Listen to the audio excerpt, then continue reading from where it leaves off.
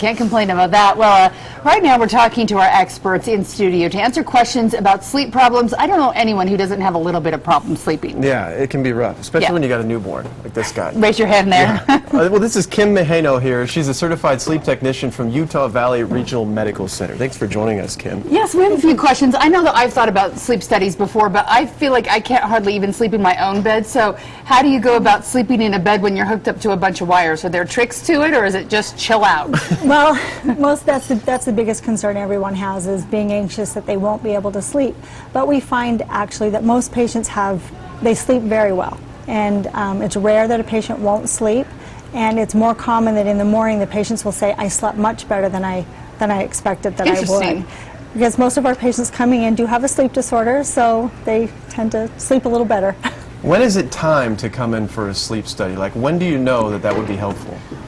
If you're not able to go through the day without feeling tired, or then it's probably time to come in. If you get a good night's rest every night and you're still sleepy during the day, then it's probably time to come in. If you have somebody's telling you that you snore, you quit breathing at night, you have high blood pressure, you're diabetic, you have heart issues, there's a lot of different reasons that you would come in.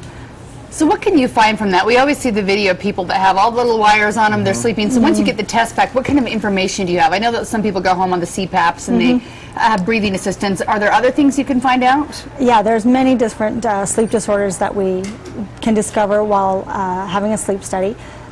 There's restless legs, there's periodic limb movements, there's REM behavior disorder, sleep apnea. There's so many different things. A lot of patients will come.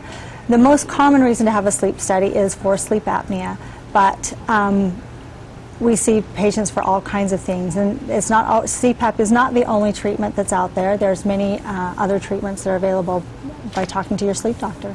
So, I mean, it's the kind of thing that's important and could really change your life. It can. None of us feel well after we've had a night of no sleep, right?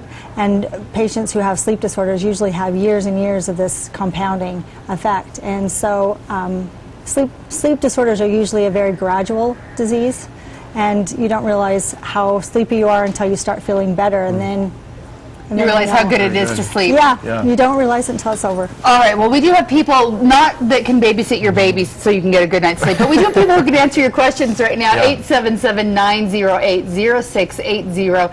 They are standing by to answer your sleepy questions. You got to be awake for the call, though. That's important. Yeah. We're going to take a break, but the people in the lobby will still be answering the phone, so make sure you give them a call if you have a question. And we'll be right back. Yeah, thanks for coming in.